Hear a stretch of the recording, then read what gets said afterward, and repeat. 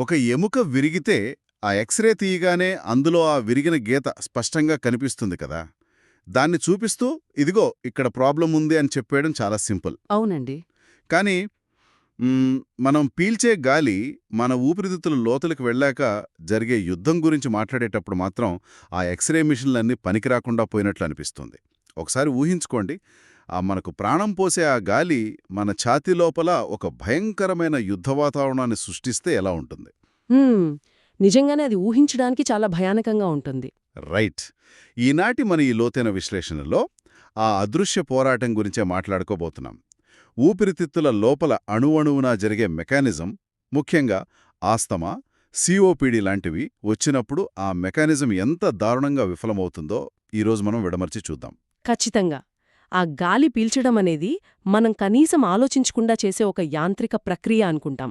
కానీ బేసిక్గా అది బయటి వాతావరణానికి, మన శరీరంలోని కణాలకు మధ్య జరిగే ఒక అత్యంత సంక్లిష్టమైన నిరంతర సంభాషణ. ఒక సంభాషణ లాంటిది. అవును. ఆ సంభాషణ సజావుగా సాగితే అంత బాగుంటుంది. కానీ మన శరీరమే ఆ గాలిని అపార్థం చేసుకుంటేనే అసలు కథ మొదలవుతుంది. సో, దీన్ని కొంచెం వివరంగా డీకోడ్ చేద్దాం. మన రోగనిరోధక వ్యవస్థ అంటే మన ఇమ్యూన్ సిస్టమ్ గాలిని ఒక శత్రువుగా భావిస్తే ఏమవుతుంది? హ్మ్. దీన్ని ఒక ఓవర్ యాక్టివ్ సెక్యూరిటీ గార్డ్లాగా ఊహించుకోవచ్చా? అంటే అసలు దొంగలే లేకపోయినా పక్కనుంచి గాలి వీచినా సరే తుపాకీ తీసి కాల్చేయడం లాంటిదా ఇది? ఇక్కడే కదా రైనైటిస్ మరియు ఆస్తమా మొదలయ్యేది. మీరు వాడిన సెక్యూరిటీ గార్డ్ పోలిక ఇక్కడ ఎగ్జాక్ట్గా సరిపోతుంది. రైనైటిస్ అనేది ఆ టైప్ 1 హైపర్ సెన్సిటివిటీ రియాక్షన్కు బెస్ట్ ఉదాహరణ. Okay, type 1 hyper sensitivity. ఇందులో ఏం జరుగుతుంది? ఇక్కడేం జరుగుతుందంటే, వాతావరణంలోని పుప్పొడి లేదా దుమ్ము లాంటి ఒక సాధారణ యాంటీజెన్ మన శరీరంలోకి ప్రవేశిస్తుంది. వెంటనే మన ఇమ్యూన్ సిస్టంలోని మాస్ట్ కణాలపై అప్పటికే కాపలా కాస్తున్న ఐజీఈ యాంటీబాడీలకు ఈ యాంటీజెన్ వెళ్లి అతుక్కుంటుంది. మ్మ్. ఆ మాస్ట్ కణాలపై ఉండే ఐజీఈ యాంటీబాడీలన్నమాట. కరెక్ట్. ఆ సెక్యూరిటీ గార్డ్ అనవసరంగా భయపడి అలారం నొక్కగానే ఆ మాస్ట్ కణాల లోపల ముందే నిల్వ చెయ్యబడి ఉన్న హిస్టామిన్ అనే పవర్ఫుల్ రసాయనం బయటకొచ్చేస్తుంది. ఓహో, అంటే ఈ హిస్టామిన్ అనేది ఆ సెక్యూరిటీ గార్డ్ భయపడి కొట్టేసిన పెప్పర్ స్ప్రే లాంటిది. అవును, అచ్చం అలాంటిదే. మరి ఇది బయటకు రాగానే లోపల ఏం జరుగుతుంది?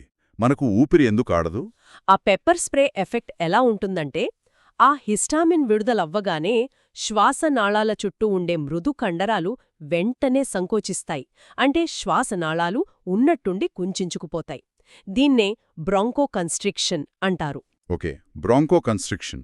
దానికి తోడు రక్తనాళాలు లీక్ అవ్వడం వల్ల ఆ ప్రాంతంలో వాపు వస్తుంది. అలాగే శ్లేష్మం లేదా కఫం ఉత్పత్తి విపరీతంగా పెరుగుతుంది. ఆ పైపులన్నీ మూసుకుపోవడం వల్లే గాలి లోపలికి వెళ్లడం కష్టమవుతుంది. మరి ఆస్తమా విషయంలో కూడా అచ్చం ఇలాగే జరుగుతుందా? ఇది ముక్కుకి సంబంధించిన ఒక చిన్న రియాక్షన్. కానీ ఆస్తమాలో ఇది మరింత తీవ్రంగా ఉంటుంది. ఇది దీర్ఘకాలిక శ్వాసనాళాల వాపు. దీనివల్ల శ్వాసనాళాల ఆకృతి శాశ్వతంగా మారిపోతుంది. వాళ్ళు ఏ చిన్న డస్ట్కైనా అతిగా స్పందిస్తారు. ఇందులో ముఖ్యంగా మనం ఎటోపిక్ ఆస్తమా గురించి చెప్పుకోవాలి. ఇటోపిక్ ఆస్మానా? ఆగండి. సాధారణంగా ఎవరికైనా డస్ట్ అలర్జీ ఉంటే ఆస్తమా వస్తుందని విన్నాను.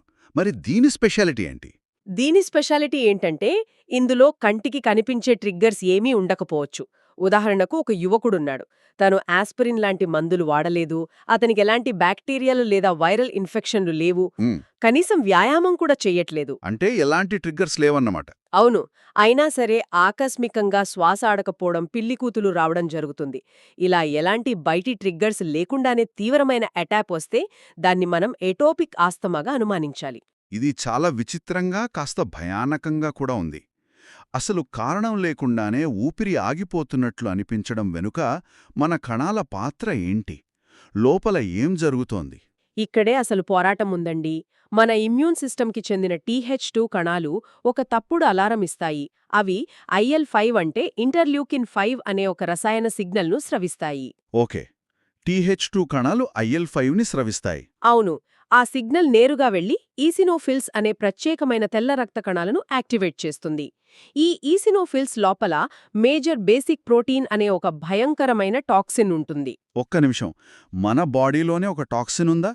మనల్ని మనం రక్షించుకునే వ్యవస్థలో ఈ విషం ఎందుకుంది?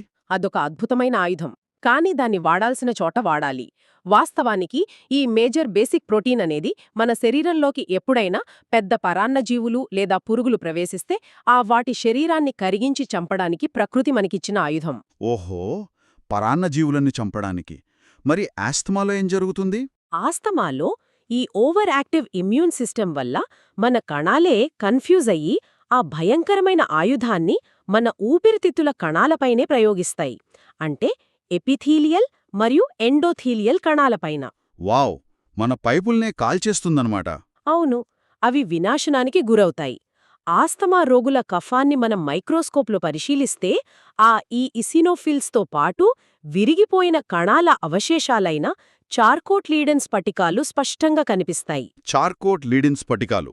ఇదంతా బావుంది గాని ఒక వ్యక్తికి ఆస్తమా ఉందా లేదా అని డాక్టర్లు ఖచ్చితంగా ఎలా నిర్ధారిస్తారు? లక్షణాలను బట్టి మందులిచ్చేస్తారా? బేసిక్గా లక్షణాలను బట్టి కేవలం అనుమానిస్తారు. కానీ ఖచ్చితమైన నిర్ధారణకు ఒక స్పెషల్ టెస్ట్ ఉంది. దాన్ని బ్రాంకియల్ ఛాలెంజ్ టెస్టింగ్ అంటారు. Bronchial challenge testing. ఇది అత్యంత సెన్సిటివ్ పరీక్ష. ఇందులో ఏం చేస్తారంటే ఏరోసోలైజ్డ్ మెథోకులీన్ అనే మందును కొద్దిగా గాలి ద్వారా రోగికి ఇస్తారు. ఓకే, ఆ మందు ఇవ్వగానే ఏం తెలుస్తుంది? ఆస్తమా ఉన్నవారి శ్వాసనాళాలు ముందే అతిగా స్పందించడానికి రెడీగా ఉంటాయి కాబట్టి వాళ్లకు చాలా తక్కువ డోస్ ఇవ్వగానే శ్వాసనాళాలు టక్కున కొంచుకుపోతాయి.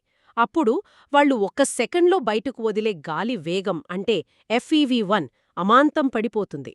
రైట్, దాన్ని బట్టి ఆస్తమా అని కన్ఫర్మ్ చేస్తారన్నమాట. కరెక్ట్ అండి. సో ప్రాబ్లం ఏంటో తెలిసిపోయింది. ఇప్పుడు ఇక్కడే అసలైన ఆసక్తికరమైన విషయం ఉంది. ఈ పిచ్చి పట్టిన సెక్యూరిటీ గార్డులను మనం ఇచ్చే మందులు ఎలా కంట్రోల్ చేస్తాయి? కేవలం పైపైన లక్షణాలను తగ్గిస్తాయా, లేక మూల కారణాన్ని ఆపేస్తాయా? ఫార్మకాలజీలో దీనికి అద్భుతమైన పరిష్కారాలున్నాయి. ముందుగా మాస్ట్ సెల్ స్టెబిలైజర్స్ గురించి చూద్దాం. క్రోమోలిన్ మరియు నెడోక్రోమిల్ అనే మందులు ఎలా పనిచేస్తాయంటే, నేను గెస్ చేయొచ్చా? ఇందాక మనం అనుకున్నట్లు ఆ సెక్యూరిటీ గార్డ్ చేతిమున పెప్పర్ స్ప్రే డబ్బా పగిలిపోకుండా దాని చుట్టూ దట్టంగా టేప్ వేసేయడం లాంటిదా ఇది? పర్ఫెక్ట్గా చెప్పారు. ఇవి ఏ ట్రిగ్గర్ వచ్చిందన్న దాంతో సంబంధం లేకుండా అసలు ఆ మాస్ట్ కణాలు పగిలిపోయి అందులోని హిస్టమిన్ బయటకు రాకుండా అడ్డుకుంటాయి. ఓహో, అంటే మాస్ట్ కణాలను స్టెబిలైజ్ చేస్తాయి. అవును, కాని ఇవి కొంచెం మైల్డ్గా పనిచేస్తాయి. స్టెరాయిడ్స్ అంత పవర్ఫుల్ కావు. అందుకే వీటిని ఎప్పుడూ మొదటి ఆప్షన్గా వాడరు. సరే, మరి డాక్టర్లు తరచుగా రాసే మాంటెలుకాస్ట్ సంగతేంటి? దాన్ని ల్యూకోట్రిన్ రిసెప్టార్ యాంటగోనిస్ట్స్ అంటారు కదా, అదెలా పనిచేస్తుంది? ఈ ల్యూకోట్రీన్లు అంటే ముఖ్యంగా C4, D4 మరియు E4 అనేవి హిస్టమిన్ లాగానే శ్వాసనాళాలను విపరీతంగా సంకోచించేలా చేసే మరో రకమైన రసాయనాలు. మాంటెలుకాస్ట్ అలాగే జాఫిర్లుకాస్ట్ లాంటి మందులేం చేస్తాయంటే శ్వాసనాళాల కండరాలపై ఉండే రిసెప్టార్లను వెళ్లి ముందుగానే బ్లాక్ చేస్తాయి. అంటే ఒక తాళం కప్పలో ముందే వేరేదో ప్లాస్టిక్ తాళం చెవి ఇరికించేస్తే అసలైన తాళం చెవి అంటే ఆ ల్యూకోట్రిన్ వచ్చి దాన్ని తెరవలేకపోవడం అనమాట. ఎగ్జాక్ట్గా. ఇక అత్యంత ముఖ్యమైనవి corticosteroids. Right, corticosteroids. Fluticasone, budesonide లాంటివి. ఆస్తమా చికిత్సలో ఇవే హీరోలు. దీర్ఘకాలికంగా వాపు రాకుండా ఇన్హేలర్ ద్వారా ఇస్తారు. అదే ఎమర్జెన్సీ వస్తే సిస్టమిక్గా అంటే ఇంజెక్షన్ల ద్వారా ఇస్తారు. మరి ఇవేం చేస్తాయి? వాపును తగ్గిస్తాయా? ఇవి వాపును తగ్గించడమే కాకుండా శ్వాసనాళాల కండరాలపై ఉండే బీటా2 రిసెప్టార్ల సంఖ్యను పెంచుతాయి. అంటే అప్రెగ్యులేట్ చేస్తాయి. ఈ పాయింట్ కొంచెం క్లియర్ చేద్దాం. బీటా2 రిసెప్టార్లను పెంచడమంటే మనం ఎమర్జెన్సీలో వాడే ఆల్బుటరాల్ లాంటి మందులు వెళ్లి కూర్చోడానికి ఊపిరితిత్తుల్లో అదనంగా కుర్చీలు వేయడం లాంటిదా? అంటే మందింక వేగంగా పనిచేస్తుందా? అద్భుతమైన అనాలజీ. అవునండి, అదనపు కుర్చీలు వేయడమే. అయితే ఈ ఇన్హేలర్స్ వాడటం వల్ల కొన్ని సమస్యలు కూడా ఉన్నాయి. ఎలాంటి సమస్యలు? సరైన పద్ధతిలో వాటిని పీల్చకపోతే ఆ మందు ఊపిరితిత్తుల్లోకి వెళ్లకుండా గొంతులోనే ఉండిపోతుంది. అప్పుడు నోట్లో ఫంగస్ అంటే ఓరోఫారింజియల్ క్యాండిడియాసిస్ రావటం, గొంతు బొంగురు పోవడం అంటే డిస్ఫోనియా లాంటి సైడ్ ఎఫెక్ట్స్ వస్తాయి. మరి దేనికి పరిష్కారం లేదా? ఉంది. దీన్ని నివారించటానికి ఆ ఇన్హేలర్కు ఒక పొడవాటి గొట్టం లాంటి స్పేసర్ అమర్చి వాడాలి. అలాగే ప్రతిసారి వాడిన తర్వాత నీళ్లతో నోరు పుక్కిలించడం మర్చిపోకూడదు. ఓకే, ఇవన్నీ సాధారణ రోగులకు పనిచేస్తాయి. కానీ ఏ మందులకు లొంగని మొండి ఆస్తమా ఉంటే ఏం చేస్తారు? అప్పుడే సైన్స్ సృష్టించిన అత్యాధునిక మందు ఓమాలిజుమాబ్ వాడతారు. ఒమాలిజుమాబ్ ఇదెలా పనిచేస్తుంది? ఇది ఒక ఐజీఈ బైండింగ్ యాంటీబాడీ. అసలు ఈ అలర్జీలన్నింటికీ మూల కారణమైన ఆ ఐజీఈ యాంటీబాడీలే ఆ మాస్ట్ కణాలకు బైండ్ కాకుండా ఇది మధ్యలో వెళ్లి అడ్డుకుంటుంది. ఓకే, డైరెక్ట్గా ఆ యాంటీబాడీలనే టార్గెట్ చేస్తుందన్నమాట. అవును. ఇక పాతకాలపు మందుల్లో థియోఫిలిన్ అనేదొకటుంది. ఇది ఎడినోసిన్ రిసెప్టార్ యాంటోగోనిస్ట్. కానీ దీనికి నారో థెరప్యూటిక్ ఇండెక్స్ ఉంటుంది. ఈ నారో థెరప్యూటిక్ ఇండెక్స్ అంటే కత్తిమీద సాము లాంటిదా? ఆ డోస్ కొంచెం తక్కువైనా పనిచేయదు, కొంచెం ఎక్కువైనా ప్రాణం పోతుంది, అంతేనా? అవును, చాలా పర్ఫెక్ట్గా చెప్పారు. ఇది కాలేయంలో మెటబలైజ్ అవుతుంది. ఒకవేళ ఆ రోగికి వేరే ఏదైనా ఇన్ఫెక్షన్ వచ్చి జ్వరమున్నా లేదా సిప్రోఫ్లాక్సాసిన్ లాంటి సాధారణ యాంటీబయాటిక్స్ వాడినా ఈ థియోఫిలిన్ విచ్ఛిన్నం అవ్వడం ఆగిపోతుంది. అంటే అప్పుడు రక్తంలో దాని లెవెల్స్ పెరిగిపోతాయా? ఖచ్చితంగా. అప్పుడు రక్తంలో దీని స్థాయి విపరీతంగా పెరిగిపోయి రోగికి ఫిట్స్ రావడం, ఆ గుండె లయ తప్పడం అంటే కార్డియాక్ అరిథ్మియాస్ లాంటి ప్రాణాంతకమైన సైడ్ ఎఫెక్ట్స్ వస్తాయి. అమ్మో, ఇన్ని రిస్కులున్నాయా? సరే, ఆస్తమా సంగతి పక్కన పెడదాం. ఇదంటే మందులు వాడి ఆ వాపును తగ్గించి లంగ్స్ను మళ్లీ పాత స్థితికి తీసుకురావచ్చు. కానీ ఊపిరితిత్తుల నిర్మాణమే శాశ్వతంగా దెబ్బతింటే? దీన్ని మనం ఒక రబ్బర్ బ్యాండ్ సాగదీసి తన ఎలాస్టిసిటీ కోల్పోవడంతో పోల్చవచ్చా? అంటే గాలి లోపలికి వెళ్తుంది గాని బయటకు రావడం కష్టమవుతుందా? ఇదే కదా సిఓపిడి. అవును. ఆస్తమాకు క్రానిక్ ఆబ్స్ట్రక్టివ్ పల్మనరీ డిసీజ్ అంటే సిఓపిడికి ఉన్న ప్రధాన తేడా అదే. ఆస్తమా రివర్సిబుల్ కానీ సిఓపిడిలో డ్యామేజ్ శాశ్వతం. ఈ సిఓపిడిలో 2 ప్రధాన భాగాలుంటాయి. ఒకటి ఎంఫిసిమా, రెండవది క్రానిక్ బ్రాంకైటిస్. మీరు అన్నట్లు ఆ రబ్బర్ బ్యాండ్కి సాగే గుణం పోయినప్పుడు ఆ గాలి లోపలే ఉండిపోతుంది కదా, దాన్ని ఎయిర్ ట్రాపింగ్ అంటారు. మరి ఆ గాలి అలా లోపలే చిక్కుకుపోతే మన లంగ్ వాల్యూమ్స్ అంటే ఆ పరిమాణాలు ఎలా మారిపోతాయి? రోగులు గాలిని ఈజీగానే పీల్చుకోగలరు. కాని ఊపిరితిత్తులకు ఆ సాగే గుణం లేకపోవడం వల్ల వాళ్ళు ఎంత ప్రయత్నించినా గాలిని పూర్తిగా బయటకు వదలలేరు. ఆ గాలి లోపలే ఉండిపోవడం వల్ల ఊపిరితిత్తుల పరిమాణం అంటే ఫంక్షనల్ రెసిడ్యువల్ కెపాసిటీ మరియు టోటల్ లంగ్ కెపాసిటీ సాధారణం కంటే పెరిగిపోతుంది. ఓకే, ఎఫ్ఆర్సి మరియు టీఎల్సి పెరుగుతాయా? ముఖ్యంగా ఎప్పటికీ బయటకు రాని గాలి పరిమాణం అంటే రెసిడ్యువల్ వాల్యూమ్ దారుణంగా పెరిగిపోయి ఆ టోటల్ కెపాసిటీకి రెసిడ్యువల్ వాల్యూమ్కి ఉన్న నిష్పత్తి అంటే RV/TLC అసాధారణంగా పెరుగుతుంది. మరి బయటకు వదిలే గాలి పరిస్థితి ఏంటి? వాళ్ళి ఫోర్స్ చేసి బయటకు వదిలే గాలి అంటే FUV1, FVC మరియు FUV1/FEC నిష్పత్తి బాగా పడిపోతుంది. దీనికి సంబంధించి ఒక గ్రాఫ్ ఉంటుంది కదా, ఫ్లో వాల్యూమ్ లూప్ అని. అందులో ఈ మార్పు ఎలా కనిపిస్తుంది? సాధారణ వ్యక్తికి అదొక పర్ఫెక్ట్ త్రిభుజంలాగా పైకి వెళ్లి కిందకొస్తుంది. కాని వీళ్లలో ఆ గ్రాఫ్ మధ్యలో గిన్నెలాగా సొట్ట పడిపోయి ఆ స్కూప్డౌట్ ప్యాటర్న్లా కనిపిస్తుంది. అంటే గాలి బయటకు వదలలేక గ్రాఫ్ అక్కడే కుప్పుకూలిపోతుందన్నమాట. అసలు ఈ ఎంఫిసిమా ఎందుకొస్తుంది? ఊపిరితిత్తుల లోపల ఆ గాలి అరలు దానంతట అవే ఎందుకు కరిగిపోతాయి? దానంతట అవే కరగవు. దానికి ప్రధాన కారణం ధూమపానం. సిగరెట్ పొగ లోపలికి వెళ్లగానే మన రక్షణ కణాలైన న్యూట్రోఫిల్స్, మ్యాక్రోఫేజెస్ మరియు CD8+T కణాలు అక్కడికి చేరుకుంటాయి. ఆ పొగలోని కెమికల్స్తో పోరాడే క్రమంలో ఇవి కోపంతో ఎలాస్టేజ్ అనే ప్రోటీజ్ ఎంజైమ్లను విడుదల చేస్తాయి. ఎలాస్టేజ్ ఎంజైమ్లు ఇవేం చేస్తాయి? ఈ ఎలాస్టేజులు చేసే పనేంటంటే రాలిగదుల అంటే ఆల్వియోలే గోడలను కరిగించేస్తాయి. దీన్నే మనం సెంట్రియాసినార్ ఎంఫిసిమా అంటాం. వ్యాధి మరీ తీవ్రమైన దశకు చేరుకుంటే ఊపిరితిత్తుల పైభాగంలో పెద్ద పెద్ద గాలి బుడగలు అంటే సబ్ప్లూరల్ బ్లెబ్స్ ఏర్పడతాయి. సో ఎంఫిసిమాలో ఆ గాలిగదులు నాశనమయ్యాయి. సరే, మరి ఆ గాలిని అక్కడి వరకు తీసుకెళ్లే పైపుల పరిస్థితేంటి? క్రానిక్ బ్రాంకైటిస్లో వాటికేమవుతుంది? ఆ పైపుల లోపలి గోడలు విపరీతమైన వాపుతో మందంగా మారిపోతాయి. ముఖ్యంగా శ్లేష్మాన్ని ఉత్పత్తి చేసే సబ్మ్యూకోజల్ బ్రాంకియల్ గ్లాండ్స్ విపరీతంగా పెద్దవిగా మారి కఫాన్ని ఉత్పత్తి చేస్తాయి. అంతేకాకుండా అక్కడి కణజాలం స్క్వామస్ మెటాప్లాసియాకు గురవుతుంది. ఒక్క నిమిషం, స్క్వామస్ మెటాప్లాసియా అంటే ఏంటి సింపుల్గా చెప్పాలంటే? సింపుల్గా చెప్పాలంటే సున్నితంగా ఉండాల్సిన శ్వాసనాళాల లోపలి పొర సిగరెట్ పొగ దెబ్బకు తట్టుకోలేక ఒక గట్టి చర్మంలాగా ఒక రకమైన ఆర్మర్ వేసుకున్నట్లుగా మారిపోతుందన్నమాట. ఆర్మర్లాగానా? అవును, రక్షణ కోసం అది అలా మారుతుంది కాని ఆ గట్టిదనం వల్ల దాని అసలు పనితీరు దెబ్బతింటుంది. దీని తీవ్రతను కొలవడానికి పాథాలజిస్టులు రీడ్ ఇండెక్స్ వాడతారు. రీడ్ ఇండెక్స్ అంటే ఒక శాండ్విచ్లో బ్రెడ్కి లోపలున్న మీట్కి ఉన్న రేషియోను కొలవడం లాంటిదా? వాల్ మందంలో గ్లాండ్స్ ఎంత శాతం ఉన్నాయని కొలుస్తారా? అవును, బేస్మెంట్ మెంబ్రేన్కు మరియు కార్టిలేజ్కు మధ్య ఉన్న గోడ మందానికి, అందులో ఈ సబ్ మ్యూకోసల్ గ్లాండ్స్ ఆక్రమించిన మందానికి మధ్య ఉన్న నిష్పత్తే ఈ రీడ్ ఇండెక్స్. ఇది ఎంత ఎక్కువగా ఉంటే బ్రొంకైటిస్ అంత తీవ్రంగా ఉన్నట్లు. ఇదంతా వింటుంటే ఒక వ్యక్తి స్మోకింగ్ మానేస్తే ఇదంతా మళ్ళీ పాత స్థితికి వస్తుందా అనే ఆశ కలుగుతుంది. సాధ్యమేనా? దురదృష్టవశాత్తు ఒకసారి ఆ గోడలు కరిగిపోయాక కోల్పోయిన సామర్థ్యం తిరిగిరాదు. కాని స్మోకింగ్ మానేయడం వల్ల ఆ FEV1 పడిపోయే వేగం మందగిస్తుంది. అంటే పూర్తిగా రివర్స్ అవ్వదనమాట. అవునండి.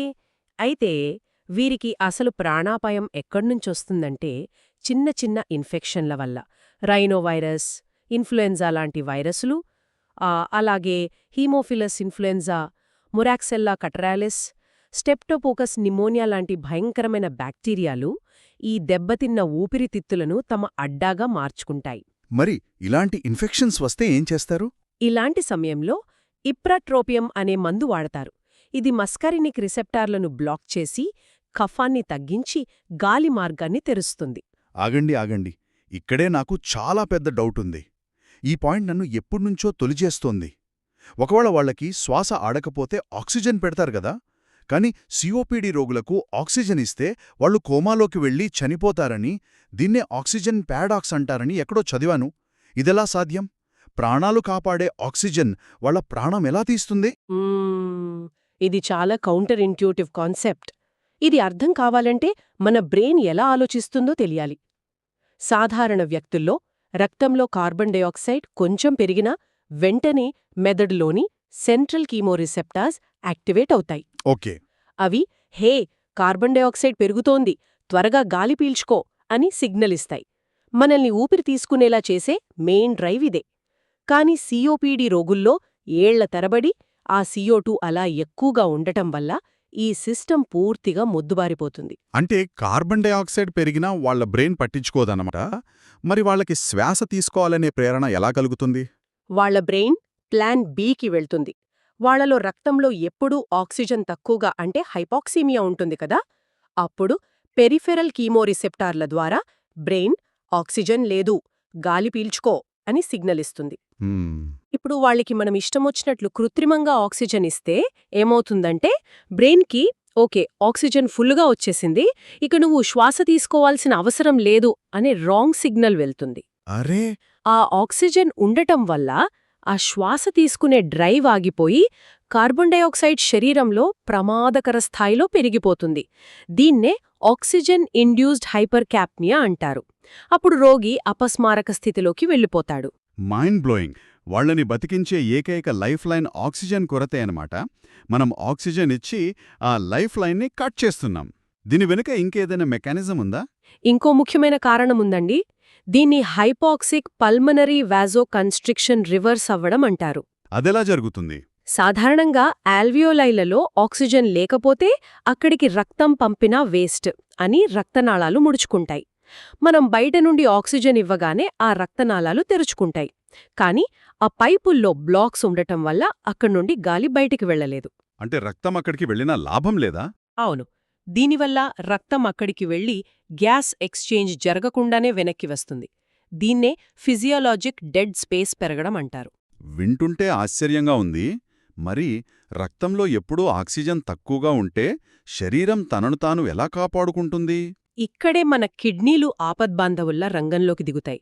కిడ్నీలలోని రీనల్ మెజ్జులా మరియు కార్టెక్స్ ఆక్సిజన్ కొరతను పసిగట్టి ఎరిథ్రోపాయిటిన్ అనే హార్మోన్ను రిలీజ్ చేస్తాయి. ఈ ఎరిథ్రోపాయిటిన్ ఏం చేస్తుంది? ఇది బోన్ మ్యారోను ప్రేరేపించి ఎర్ర రక్త కణాలను విపరీతంగా ఉత్పత్తి చేస్తుంది. రక్తంలో ఆక్సిజన్ను క్యారీ చేసే సామర్థ్యాన్ని పెంచడానికి శరీరం చేసే మాస్టర్ స్ట్రోక్ ఇది. దీన్నే సెకండరీ పాలీసైథీమియా అంటారు. గాలి, రక్తం, కణాలు, బ్రెయిన్, కిడ్నీలు ఇవన్నీ ఒకదానితో ఒకటి ఎంతలా కనెక్ట్ అయి ఉన్నాయో చూస్తే మతిపోతోంది. ఇప్పటివరకు మనం బయటి ట్రిగ్గర్స్ వల్ల వచ్చే సమస్యలు చూశాం. కానీ మన జీన్స్లోనే లోపం ఉంటే సిస్టిక్ ఫైబ్రోసిస్ అనే జన్యుపరమైన వ్యాధి గురించి మాట్లాడుకుందాం. ఇదెలా వస్తుంది? సిస్టిక్ ఫైబ్రోసిస్ అనేది ఒక autosomal recessive disorder. Autosomal recessive అంటే తల్లిదండ్రులిద్దరినుంచి ఆ లోపభూయిష్టమైన జీన్ పిల్లలకు రావాలన్నమాట. ఇద్దరికీ ఆ లోపం ఉంటేనే పిల్లలకొస్తుంది. కరెక్టేనా? పర్ఫెక్ట్గా చెప్పారు. ఈ వ్యాధిలో కణాల పొరపై ఉండే క్లోరైడ్ ఛానల్స్ సరిగ్గా పనిచేయవు. దీనివల్ల ఊపిరితిత్తుల్లో కఫం, నీటిని గ్రహించలేక చాలా జిగటగా తయారై అక్కడే ఒక మందపాటి గోడలా పేరుకుపోతుంది. మరి ఆ గట్టి కఫం వల్ల ఇబ్బందేంటి? ఆ గట్టి కఫం వల్ల తరచుగా ఇన్ఫెక్షన్లు వచ్చి బ్రోంకియక్టాసిస్ వస్తుంది. అంటే శ్వాసనాళాలు శాశ్వతంగా ఉబ్బిపోయి దెబ్బతింటాయి. ఇది కూడా ఒక అబ్స్ట్రక్టివ్ ప్యాటర్న్ చూపిస్తుంది. ఇంకో భయంకరమైన విషయమేంటంటే ఈ దీర్ఘకాలిక వాపు వల్ల బ్రోంకియల్ రక్తనాళాలు బాగా ఉబ్బిపోయి చాలా హై ప్రెషర్తో ఉంటాయి. ఆ కఫాన్ని బయటికి పంపడానికి రోగి బలంగా దగ్గినప్పుడు ఆ ప్రెషర్కా రక్తనాళాలు పగిలిపోయే ప్రమాదం ఉందా? ఖచ్చితంగా. అలా పగిలిపోయి విపరీతమైన రక్తస్రావం జరుగుతుంది. దీన్నే మాసివ్ హిమాప్టిసిస్ అంటారు. ఇది క్షణాల్లో ప్రాణాలు తీసేస్తుంది. మరిలా పూర్తిగా పాడైపోయిన ఊపిరితిత్తులకు ట్రాన్స్ప్లాంట్ అంటే లంగ్ ట్రాన్స్ప్లాంటేషన్ చేసి కొత్తవి అమర్చొచ్చు గదా? చేయొచ్చు, కానీ ట్రాన్స్ప్లాంట్ చేశాక ఎదురయ్యే అతిపెద్ద సవాలు క్రానిక్ రిజెక్షన్. ఇందులో రోగి ఇమ్యూన్ సిస్టమ్ నెమ్మదిగా ఆ కొత్త ఊపిరితిత్తులను శత్రువుగా భావించి తిరస్కరిస్తుంది. మళ్ళీ ఇమ్యూన్ సిస్టమ్ సమస్యనా? అవును. దీనివల్ల బ్రాంక్యోలైటిస్ ఆబ్లిటరెన్స్ అనే సమస్య వస్తుంది. అంటే లింఫోసైటిక్ ఇన్ఫ్లమేషన్ మరియు ఫైబ్రోసిస్ వల్ల లోపలి చిన్న చిన్న శ్వాసనాళాలన్నీ పూర్తిగా మూసుకుపోతాయి. అర్థమైంది. ఇకపోతే చాలామందిని వేధించే ఇంకో సమస్య ఆ నిద్రలో శ్వాస ఆగిపోవడం, అబ్స్ట్రక్టివ్ స్లీప్ యాప్నియా అంటే ఓఎస్ఏ. మన గొంతు కండరాలు శ్వాసను ఎలా ఆపేస్తాయో వివరిస్తారా? బేసిక్గా నిద్రలో మన ఓరోఫారింగ్స్ మరియు మృదువైన అంగిలి అంటే సాఫ్ట్ ప్యాలెట్ కండరాలు కొద్దిగా రిలాక్స్ అవుతాయి. కానీ ముఖ్యంగా ఊబకాయలలో ఈ కండరాలు రిలాక్స్ అవ్వడం వల్ల ఆ గాలి వెళ్లే మార్గం పూర్తిగా మూసుకుపోతుంది. ఓకే, గాలి పూర్తిగా ఆగిపోతుందా? గాలి కొద్దిగా తగ్గితే హైపోప్నియా అని, పూర్తిగా ఆగిపోతే యాప్నియా అని అంటారు.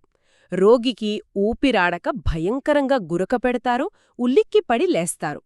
ఇది కేవలం నిద్రకు సంబంధించిన సమస్య మాత్రమే కాదు కదా, గుండె మీద కూడా దీని ఎఫెక్ట్ పడుతుందా? అవును. శరీరంలో నిద్రలో ఎప్పుడూ ఆక్సిజన్ తక్కువగా ఉండటం వల్ల పల్మనరీ హైపర్టెన్షన్, ఆ కుడి గుండె విఫలమవ్వడం అంటే రైట్ హార్ట్ ఫెయిల్యూర్ మరియు తీవ్రమైన గుండె సంబంధిత వ్యాధులు వస్తాయి. మరి దీనికి ఇప్పుడున్న ఆధునిక చికిత్స ఏంటి? అంటే రోజూ ఆక్సిజన్ మాస్క్ పెట్టుకుని పడుకోవడం కాకుండా. ఈ మధ్య కాలంలో ఒక అద్భుతమైన న్యూరో స్టిమ్యులేషన్ వాడుతున్నారండి. హైపోగ్లోసల్ నరానికి ఎలక్ట్రికల్ స్టిమ్యులేషన్ ఇచ్చే ఒక చిన్న పరికరాన్ని అమర్చుతారు. ఇది నిద్రలో ఆ నరాన్ని ప్రేరేపించి నాలుక మరియు గొంతు కండరాలను ముందుకు లాగిపెట్టి ఉంచుతుంది. తద్వారా శ్వాసనాళం వ్యాసాన్ని పెంచి యాప్నియాను సమర్థవంతంగా అడ్డుకోవచ్చు.